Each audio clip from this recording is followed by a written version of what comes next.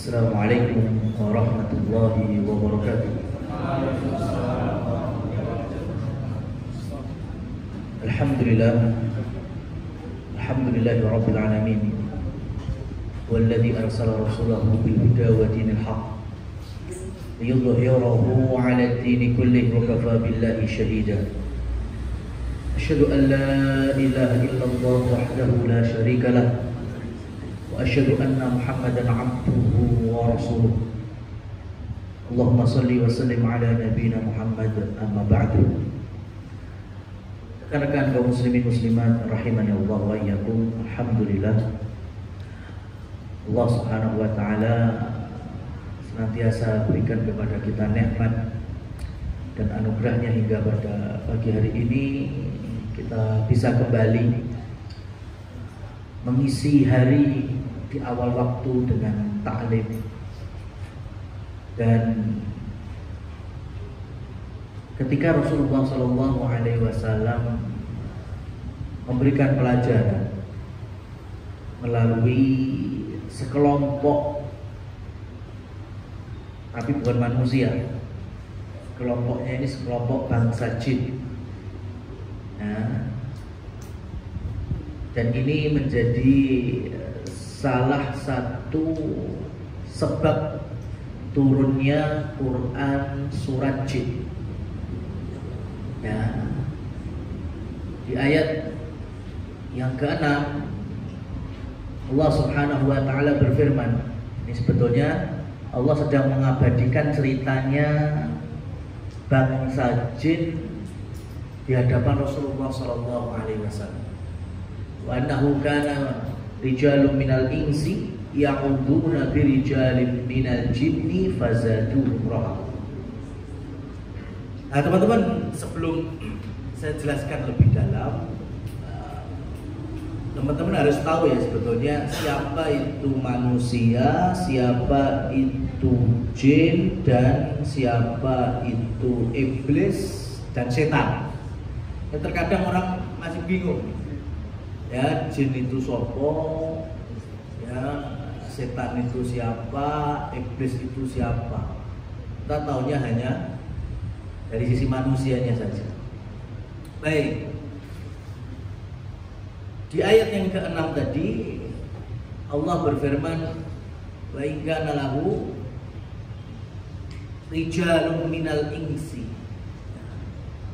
wa annahu kana rijalun minal insi. Jadi ada laki-laki dari kalangan insun.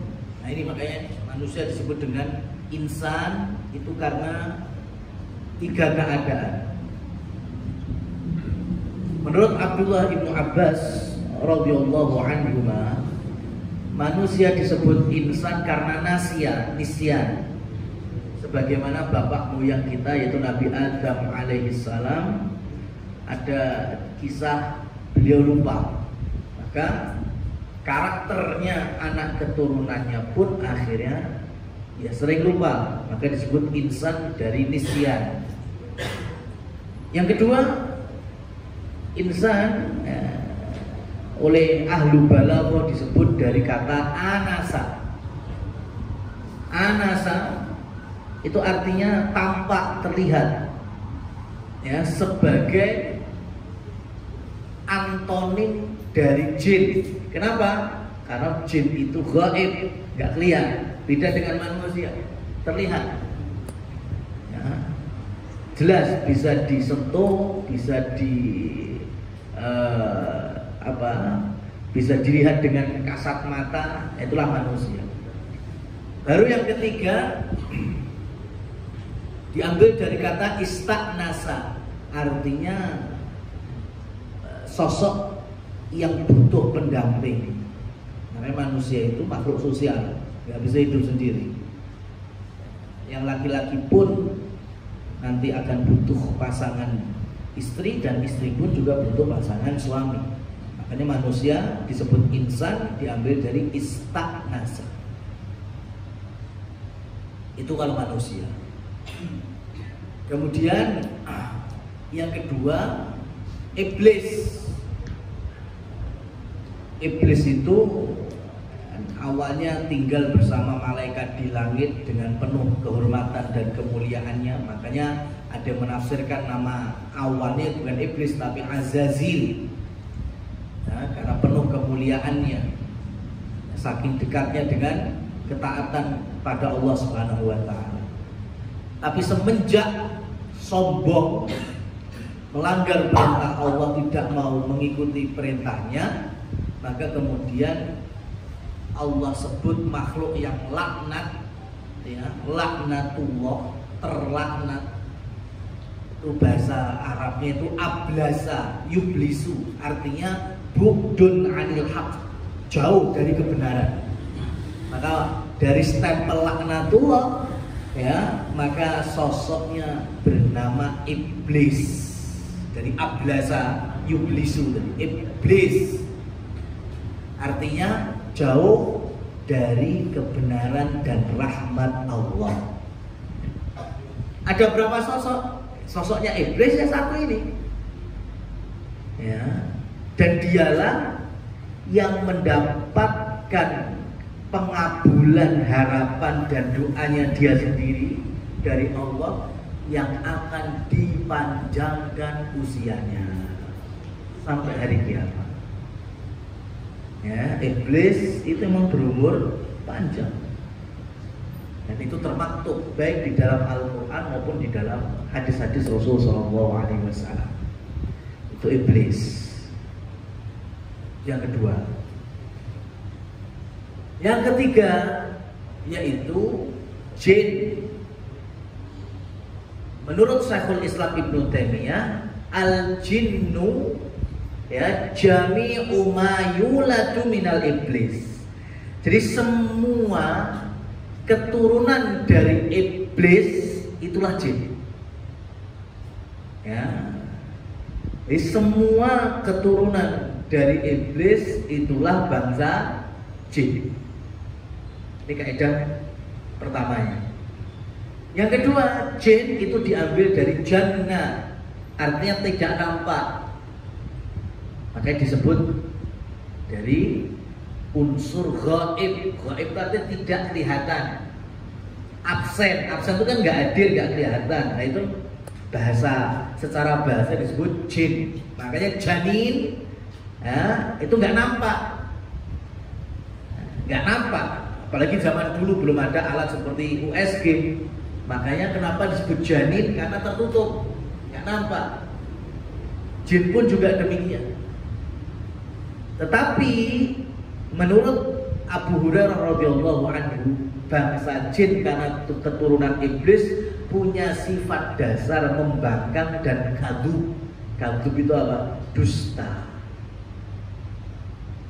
Makanya kita nggak boleh percaya sedikit pun dengan jin, meskipun barangkali dia benar, tapi kita tidak boleh mempercayainya. Maka di antara karakter muslim yang jahil itu bermudah-mudahan mendengar kata jin. Contohnya ada orang kesurupan, jin ngaku, wah umurku 6.000 tahun, ya kan? Aku lahir di zamannya Nabi Musa, ya, Nabi Ibrahim. Jangan percaya. Dari mana? Ya, kita yakin itu benar. Orang karakter dasarnya apa? Oh, Mas, ini di konco menungso sing seneng ngapusi, ya, itu lebih baik daripada bangsa jin. Manusia yang pembohong, meskipun kita udah enak, ya, itu lebih baik dari karakter dasar jin. Karena jin itu karakter dasarnya udah pendusta. Makanya kita tidak boleh percaya, meskipun barangkali memang benar, tapi kita nggak boleh dulu percaya. Apalagi taat kepada perintahnya. Apa itu? Ya, orang kesurupan, jinin jaluk kopi, kene kopi, ya kesenangan. Ya. Tidak seperti itu. Makanya ulama Ahlussunnah wal Jamaah mengajari meruqyah itu bacakan Quran terus, tanpa diajak jinnya, tanpa diajak apa? Podcast. Ya, nggak perlu diajak komunikasi. Kenapa? Karena karakter dasarnya adalah pendusta. Nah, ayat ke-6 tadi, jinnya itu ngomong kepada Rasulullah SAW. Ini tafsirnya ada di dalam kitab tafsir Ibnu Katsir, tafsir Al-Baghawi, Al-Qurtubi. Semua sama para ulama mufassir. Jadi bangsa jin yang menerima dakwah Rasulullah SAW itu bercerita gini. Awalnya bangsa jin itu takut sama manusia. Awalnya. Kenapa? Karena tahu Allah ciptakan manusia itu jauh lebih mulia dibanding mereka, baik secara fisik dan juga akal dan kalbu. Jadi jin pun tahu aslinya mereka itu lebih rendah, makanya takut, sehingga mereka punya jalan di luar jalurnya manusia.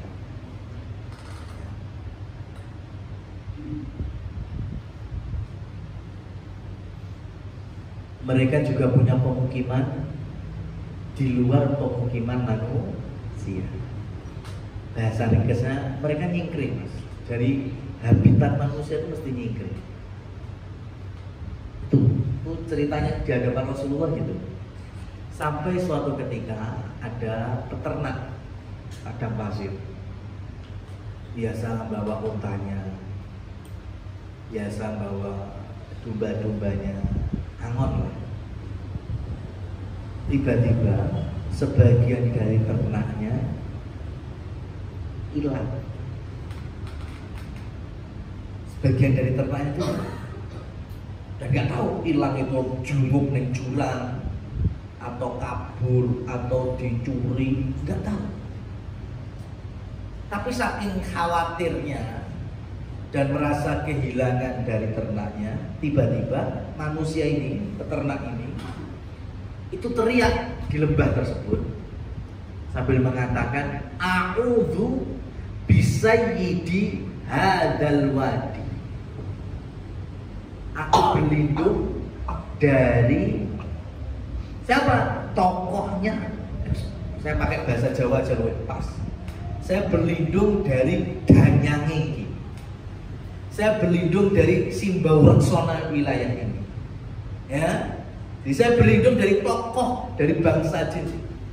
Jangan ganggu saya, jangan ganggu ternak saya, kayak gitu. Maka mendengar teriakannya ini bangsa jin kaget. Loh, kok manusia begitu? Ya, yang awalnya kita takut kepada manusia karena kemuliaan dan kehormatan dari keciptaannya Allah. Dan kok ternyata malah manusia minta perlindungan dari kami bangsa jin. Wah, mulai saat itu tambah kemaki. Itulah sebab turunnya ayat ke-6 tadi. Wa annahu kana rijalun minal insi. Jadi ada laki-laki dari kalangan manusia yang minta perlindungan birijalin minal jinni, dengan bangsa jin, dari laki-laki bangsa jin. Fazaduhum rohaqo, akhirat over, tambah siapa? Yang jinnya tambah kemaki, yang manusia tambah takut. Ya. Dan itu terjadi sampai hari ini. Nah, makanya di dalam Quran surat Al-Jin sudah disebutkan tadi. Dan saya mau tanya, ketika orang tadi minta bantuan ke siapa? Tokoh nih, pimpinan jin dan yang wilayah setempat, supaya perintahkan ke anak buahnya, jangan ganggu saya, jangan ganggu ternak saya. Saya mau tanya, ini komandan jin perintah ke anak buah jin bisa apa? Bisa apa enggak? Mampu apa enggak? Mampu, bisa komandan ke anak buahnya.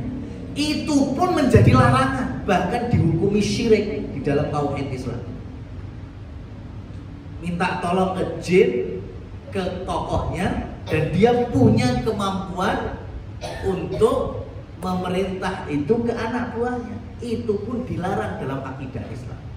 Apalagi minta tolong jin yang dia nggak punya kemampuan. Contohnya rezeki, sehat, kesehatan, jabatan. Jin punya kemampuan itu apa enggak? Itu semuanya prerogatif Allah Subhanahu wa Ta'ala. Wong jaluk tulung sing jin aja punya kemampuan dilarang, apalagi minta bantuan jin, ya, dari apa? Dari suatu dia nggak punya kemampuan. Itu lebih lagi tikel-tikel dosanya. Makanya Islam menjembatani ini. Ya, kalau kita mau bertawud, a'udhu, hanya dengan siapa? A'udhu billah. Cukup. A'udhu billah. Aku berlindung kepada Allah Subhanahu wa Ta'ala. Teman-teman yang dirahmati oleh Allah Subhanahu wa Ta'ala, itu anggota jin. Berarti kita nggak boleh minta bantuan juga sama makhluk seperti manusia. Boleh, tergantung bantuannya apa dulu, perlindungannya apa dulu. Pengen omai aman, kemudian nyeluk hansip, nah itu nggak apa-apa. Ya, kita minta perlindungan dari sakit, ikhtiar, sembuh ke dokter, nggak apa-apa. Kenapa? Karena ada kemampuannya. Maka syarat kita minta perlindungan atau pertolongan kepada manusia, artinya di bawah doa kita perlindungan kepada Allah, asalkan memenuhi 3 syarat. Memenuhi 3 syarat. Apa itu? Hayyun, hadirun, qadirun. Saya ulangi, 3 ini syaratnya. Hayyun, hadirun, qadirun. Yang pertama hayyun, hidup. Hadirun, hadir, ada, nampak, baik itu secara kasat mata atau dengan komunikasi. Nah, hari ini bisa fit call, ya, telepon, macam-macam. Yang ketiga qadirun, yang kita mintain tolong atau perlindungan tadi punya kemampuan. Tuh, syarat pertama tadi apa? Hayyun, hidup. Maka minta perlindungan pada orang mati nggak boleh. Ya, nggak boleh. Kita minta kepada orang sudah mati, ya, udah di dalam kubur, ya, maka berpikirlah seperti para pengemis di tempat-tempat kuburan keramat. Saya mau tanya, pengemis ini jaluk-jaluk wong peziarah apa nang kuburan? Nah, berarti lu yang malas pengemis itu, ya? Pengemis itu minta di gerbang-gerbang kuburan keramat itu kepada siapa? Para peziarah. Dan peziarah malah jaluk saya di kuburan. Ya, warasan saya ngemis, bukan saya ngajari ngemisnya, ya, tapi akalnya itu masih di atas fitrahnya, karena nggak ada manfaatnya. Orang sudah meninggal, ya, itu mereka butuh dari doa-doa, kiriman-kiriman doa, pahala, bukan malah kita minta. Makanya orang mati nggak boleh kita mintain. Yang kedua, yang pertama, yang kedua tadi apa? Hadirun, ada, nampak di hadapan kita atau via telepon, jaluk tulung ngomong, hadir. Dan yang ketiga, qadirun, punya kemampuan. Sampai minta tolong ke saya, umpamanya supaya di lapangan rezeki, ya nggak boleh, saya nggak punya kemampuan itu. Urusan rezeki, ya, urusan sehat, ya, menyembuhkan, keberkahan hidup itu Allah Subhanahu wa Ta'ala, tidak dimiliki oleh orang yang lain. Apalagi tadi bangsa jin. Maka dari sini sebentar lagi,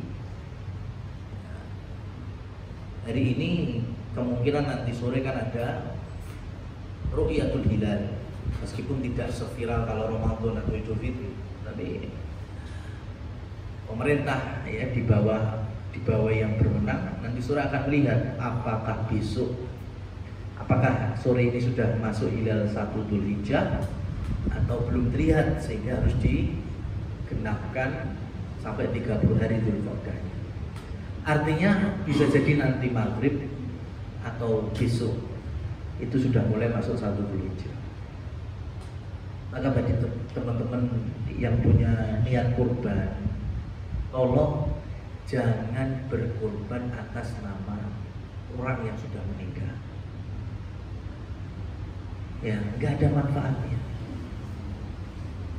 Malah dengan sampean berkurban atas nama sendiri, ya, niat sendiri, insya Allah satu keluarga, baik itu yang masih hidup maupun yang sudah wafat, itu dapat pahalanya. Ya, seperti itu. Jadi iman kalau masih ada saudara kita yang berkorban atas nama si mayit, karena nggak ada perintahnya sama sekali. Yang ada malah larangannya. Ya, inna sholati wa nusuki wa mahyaya wa mamati lillahi rabbil alamin. Salat kita dan sembelihan kita hanya kita tujukan kepada Allah. Kita tahu karena kita masih hidup. Orang mati kalau kita atas namakan gimana bisa menunjukkan kepada Allah? Nah, dari sini jangan berkorban atas nama mayit. Ya, meskipun itu orang yang paling kita cintai, orang tua kita, ya, atau mantan pasangan kita, kecuali kalau sifatnya memang niat dari sahibul kurban dan meninggal di 10 awal Dzulhijjah. Contohnya tanggal 1 Dzulhijjah ada orang tua kita yang berniat kurban, bahkan wis siap duit atau bahkan wis tuku wedhuse. Ya. Lah kok ternyata tanggal 3 Dzulhijjah meninggal. Tanggal 5 Dzulhijjah meninggal. Ya, dia sudah punya niat kurban semenjak kapan? 1 Dzulhijjah. Maka tanggal 10 Dzulhijjah atau di hari penyembelihan tetap harus diatasnamakan sahibul kurban tadi. Meskipun sudah meninggal. Kenapa? Karena meninggalnya di atas niat yang terbangun dimulai tanggal 1 Dzulhijjah. Itu beda kasusnya. Tapi kalau kemarin meninggalnya atau tahun lalu meninggalnya, maka tidak perlu lagi berkorban atas nama si mayit. Baik, itu tadi bangsa jin. Ya. Jadi memang ada manusia yang minta tolong kepada jin, yang otomatis merusak akidah. Itu jelas, merusak akidah, merusak tawakal, berprasangka buruk suudzon kepada Allah Subhanahu wa ta'ala, seakan-akan Allah tidak mampu, ya, mengabulkan permintaannya, memberikan perlindungannya, memberikan pertolongan. Jadi ini Masya Allah. Kayaknya dulu saya juga pernah cerita ke teman-teman. Saya itu punya kawan kajian juga ini, orang Madiun dan profesinya masinis kereta, dimana ujungnya beliau riset. Kenapa? Karena tahu ngaji tauhid, kitab tauhid, ya, dasar-dasar agama Islam. Ternyata dia merasa bahwa setiap rute yang dalam tanda petik dianggap wingit itu harus membunyikan klakson selaku masinis. Harus ada bunyi klakson. Padahal bukan masalah persimpangan, bukan masalah, ya, lalu tempat biasa, nggak ada tabrakannya dengan jalan raya besar umpamanya, enggak ada. Mungkin melewati kuburan atau pohon yang besar, sehingga, dan itu SOP. Makanya pertama ngobrol itu saya tanya, sampai ini nggak usah ngebel aja, nggak usah maksa. Nah, jawabannya nggak bisa Mas. Itu sudah ada di ruangan masinisnya, itu sudah ada sebutannya apa gitu, ya. Jadi di tempat-tempat yang memang dirasa angker itu wajib. Kalau enggak, dia yang dapat teguran. Ya, itu terjadi.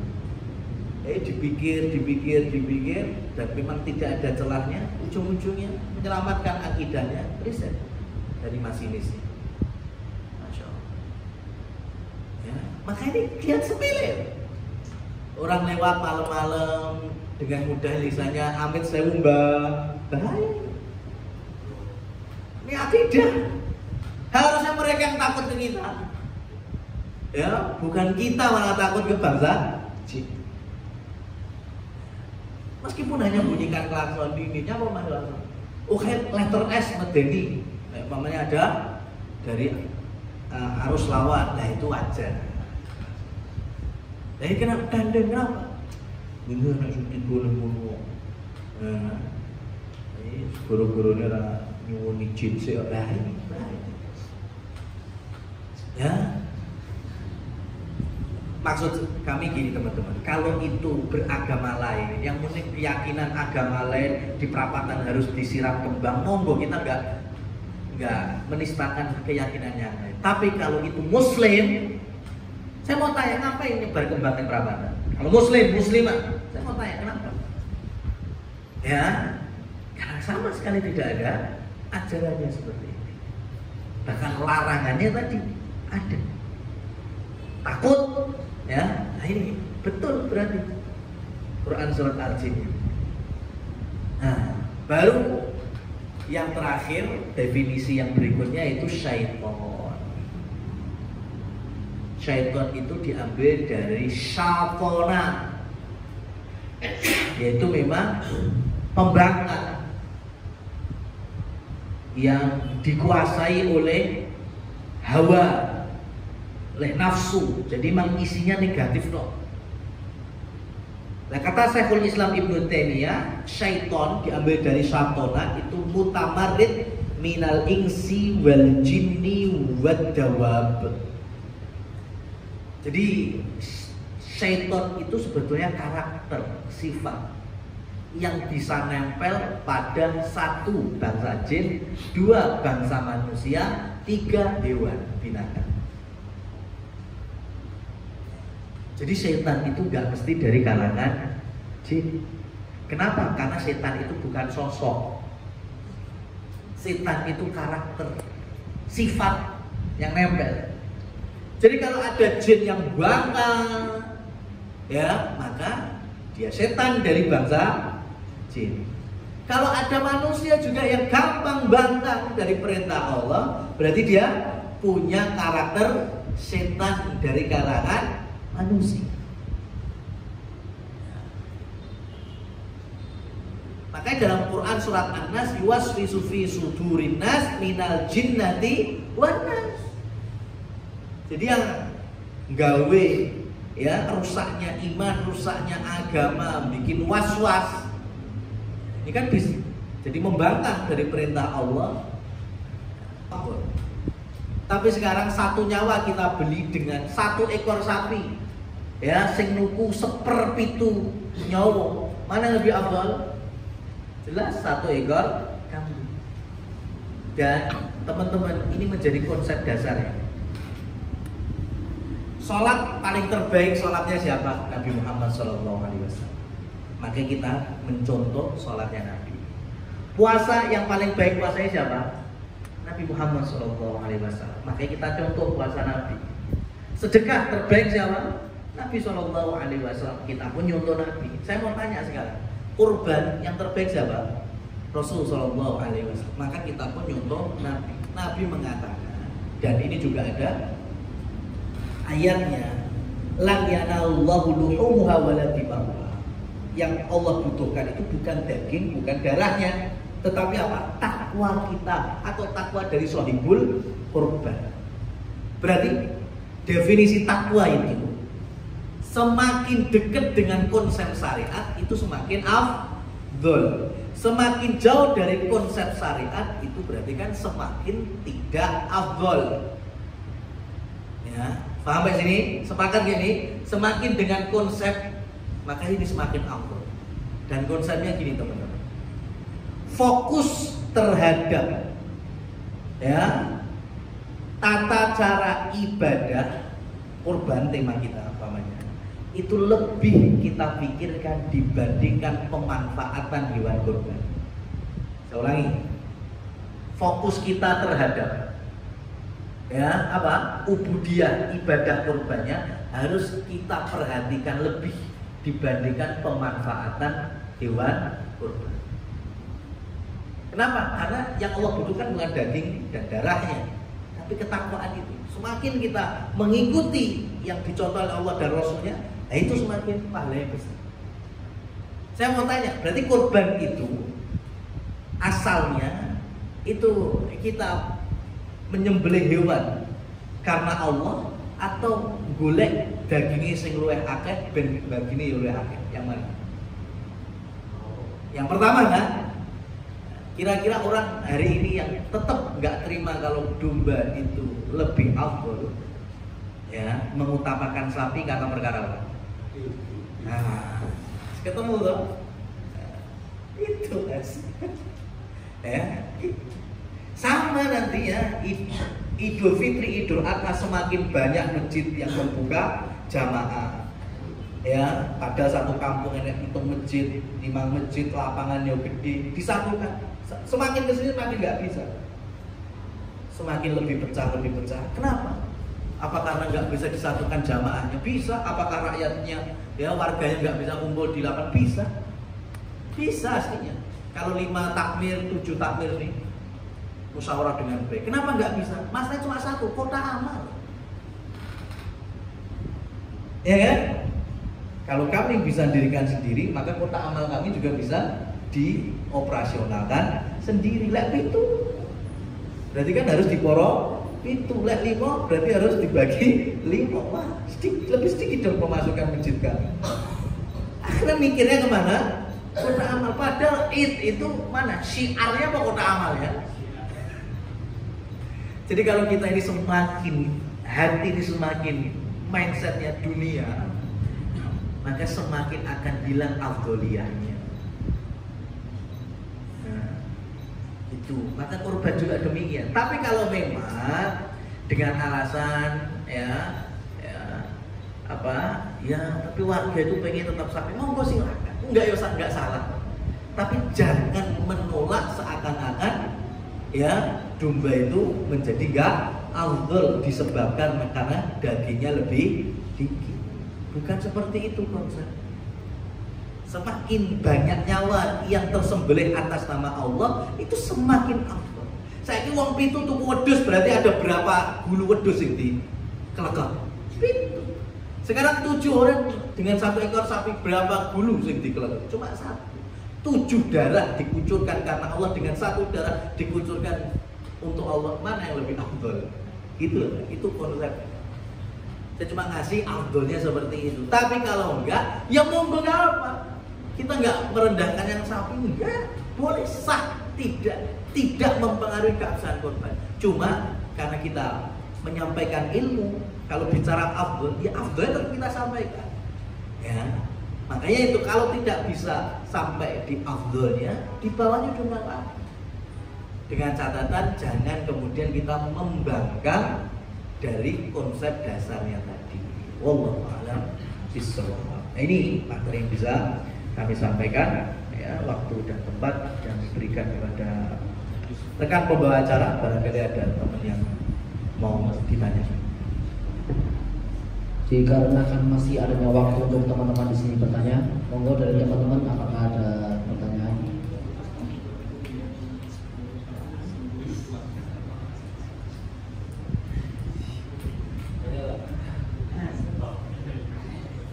Assalamualaikum warahmatullahi wabarakatuh. Mohon maaf Ustaz, pertanyaannya di luar materi yang dibicarakan. Ini terkait investasi Ustaz. Di era sekarang ada banyak investasi yang bisa dilakukan seperti jual beli emas, properti, ataupun kita bisa terjun di dunia saham, reksadana. Kemudian secara internasional kita bisa ke pasar valuta asing atau para trader disebut forex. Kemudian juga yang sekarang ini yang paling banyak menjadi topik perbicaraan para investor, terutama bagi para Gen Z, yaitu kripto, itu baik itu Bitcoin ataupun altcoin seperti ETH, BNB, Dogecoin dan lain sebagainya. Mungkin dari perspektif ideologi kapitalis, forex, kripto, Bitcoin itu sangat menarik untuk para investor terjun karena potensi kita dapat margin sangat besar bagi mereka yang paham market. Tapi yang ingin saya tanyakan adalah gimana Islam memandang forex ataupun kripto itu sendiri, Ustaz? Apakah kita sebagai muslim memang boleh terjun ke situ dalam artian tidak ada hukum yang kita langgar ataupun memang sebaiknya kita jangan terjun seperti itu, Ustaz? Baik, di dalam Islam jual beli berniaga itu bagian yang disupport. Ya, wa halallahu al-bai'a wa harrama riba. Begitu juga investasi. Artinya silakan berinvestasi, tapi dengan catatan di sana tidak ada pelanggarannya. Artinya investasi itu kita menitipkan sebagian dari harta kita kepada orang yang akan menjalankannya. Makanya kita nggak bisa dibilang masa bodoh, nggak bisa. Sampai harus tahu diputar kemana itu uangnya. Ya, diputar kemana? Oh, diputar ke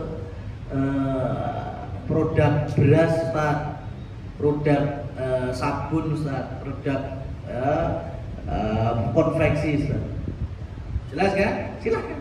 Jadilah investor itu. Produknya ada minuman keras, ada berarti kan ada yang haram. Ya, jangan taruh duit sampai di situ. Kenapa? Karena bersinergi atau ta'awun dalam hal dosa dan maksiat. Oh, aman. Ya. Bukan diputar untuk produk, cukup diendapkan aja di deposit oleh Bank Internasional. Nah, kalau 1M misalnya, ya dapatnya 1% ya per hari misalnya, nah itu nah, karena didepositkan pasti ada bunganya dan itulah riba.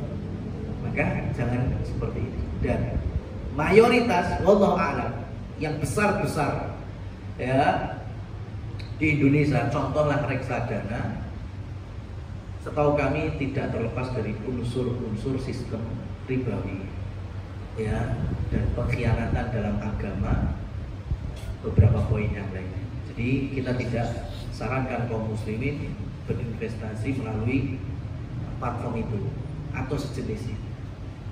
Ya, setahu kami yang berplatform di Indonesia belum ada yang sesuai dengan syariat Islam seutuhnya.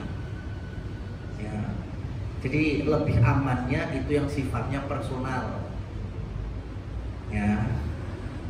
Yang betul-betul dibangun di atas kepercayaan dan kita tahu memang diputar di tempat-tempat yang halal. Sekarang kita invest untuk apa? Ya untuk untungan, jelas. Untuk apa? Ya bisa untuk pribadi, keluarga, harta pensiun, turunan. Itulah salah satu pemikirannya. Dan Rasulullah SAW bersabda, "Al-lahm nabadha min haram fannaru auladi." Daging.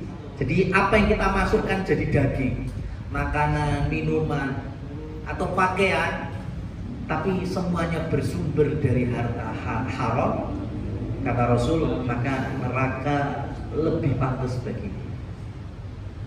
Ya, maka orang Islam sepengin untungnya seperti apa silahkan, tapi harus diimbangi dengan ini barokah atau tidak, ini halal atau tidak. Apalagi sudah disebutkan kalau menurut kapitalis, Muslim bukan kapitalis.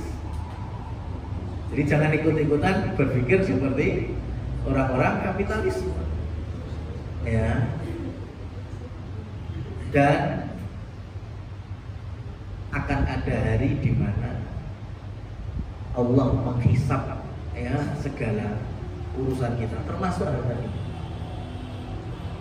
Makanya kan ada meme atau gimana itu, masuk supermarket ya, atau mall, terserah kita mau milih apa, ngambil apa, bebas. Semakin banyak troli-troli yang kita isi, di kasir semakin cepat atau semakin lama? Semakin lama. Semakin kita sedikit ngambil produk atau barangnya, maka di kasirnya semakin cepat. Dan itulah gambaran hisab di hari akhir. Semakin kita bawanya, maka hisabnya semakin lama, jelas itu. Ya, semakin dikit, maka semakin cepat juga hisab kita. Hari ini ada berita bagus sekali dari website Saudi. Mungkin yang jadi saya kasih tahu ya, triliuner Saudi yang punya bank Ar-Rajhi. Ar-Rajhi itu tahu semua. Karena nih orang-orang jamaah haji itu kalau dam Indonesia sampai kambingnya itu semua Ar-Rajhi. Ya, visa-visa dakhili, visa-visa ekspatriat semua Ar-Rajhi. Ya, dan setahu kami itu satu-satunya bank di dunia yang besar yang tidak ada sistem riba. Buktinya ownernya apa? Kaya raya, triliuner. Bahkan dia termasuk pemegang Toyota Saudi yang berkantor di Jeddah sama Riyadh. Kita kasih cerita yang lucu.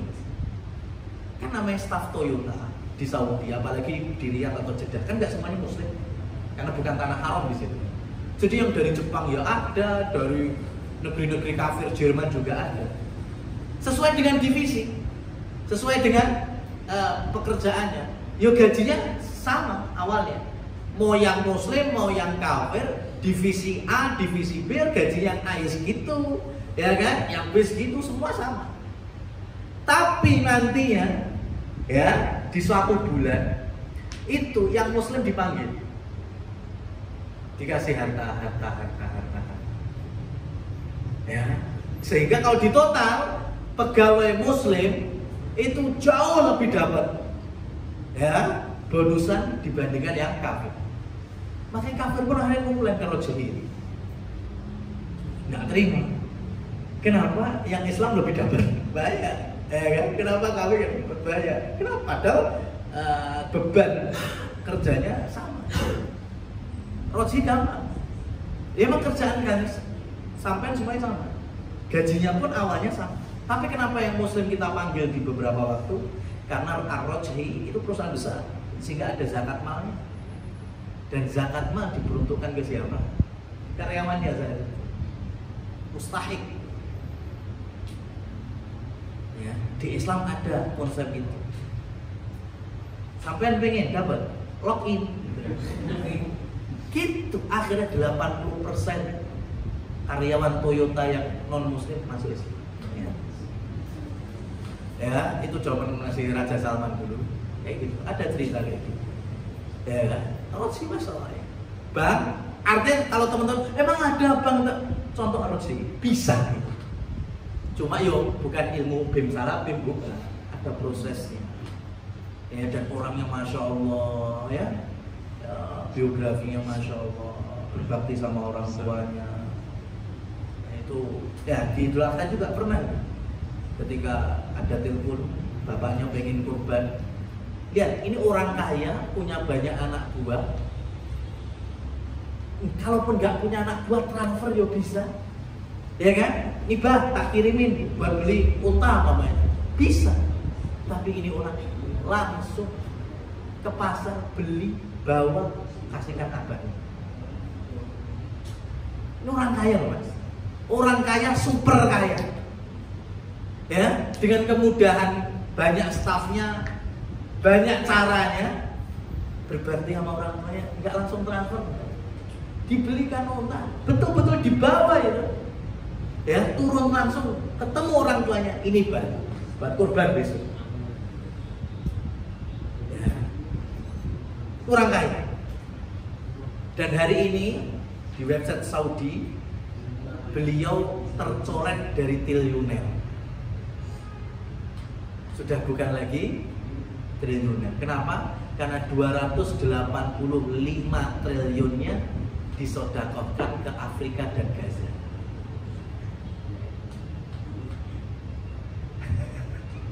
lihat kayak gitu mas. Ya kan?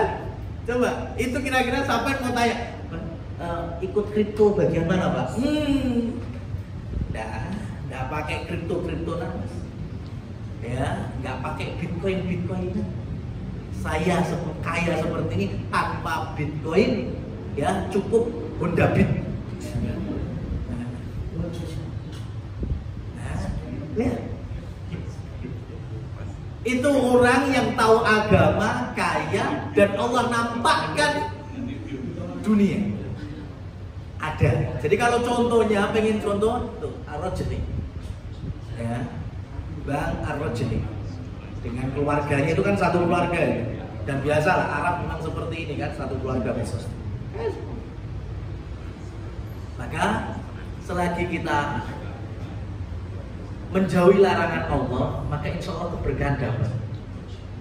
Ya, kecukupan itu dapat, dan yang lebih penting adalah kecukupan hati. Al-ghina, ghina nafsi. Ya, rasa kecukupan hati.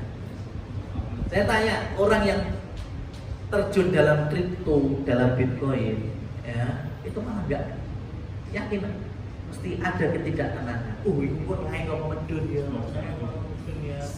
Ya kan, di situ, ya dunia itu di situ.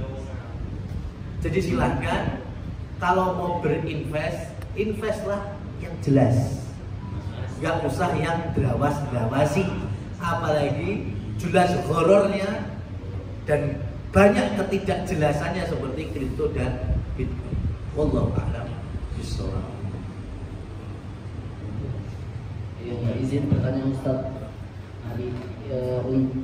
Pertanyaan ini terkait sama riba, tapi bukan riba di investasi, tapi riba di akad jual beli. Jadi sebelumnya saya kan bangun beberapa perusahaan, terus habis itu diakuisisi sama dibeli sama perusahaan lain. Nah, tapi di akad yang terakhir kemarin itu karena pengusahanya dia nggak bisa bayar cash, dia bayarnya cicil, Ustaz. Nah, tapi di akad itu saya tulis cicilannya itu 0% bunga, jadi nggak ada bunga, karena itu kan udah pasti riba. Nah, cuman untuk mengatasi biar si pengusaha itu bayar tepat waktu ke saya, itu saya kasih denda ketika pembayarannya telat. Nah, hukum denda di situ tuh apa masuk dalam riba? Ya, betul. Ya, dendanya itu tetap dihapus, Mas. Ya, jadi dalam ayat terpanjang surat Al-Baqarah ya, yang sebelumnya itu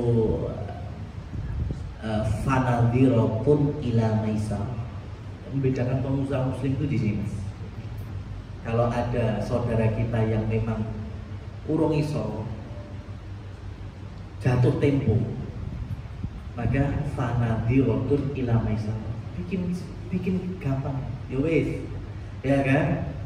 Tak kasih lagi tempo baru. Ternyata belanjani lagi. Fanadhiratun ila maisar, kasih tempo baru.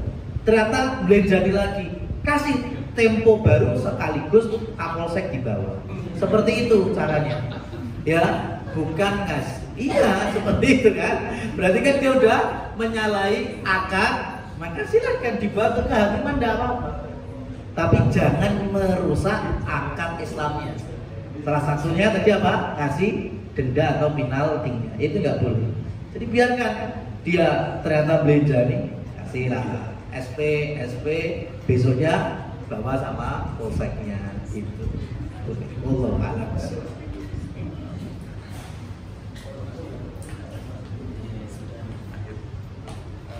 Alhamdulillah kita sudah sampai di penghujung acara. Mari kita tutup kajian hari ini dengan bacaan alhamdulillah dan doa kafaratul majelis. Alhamdulillah.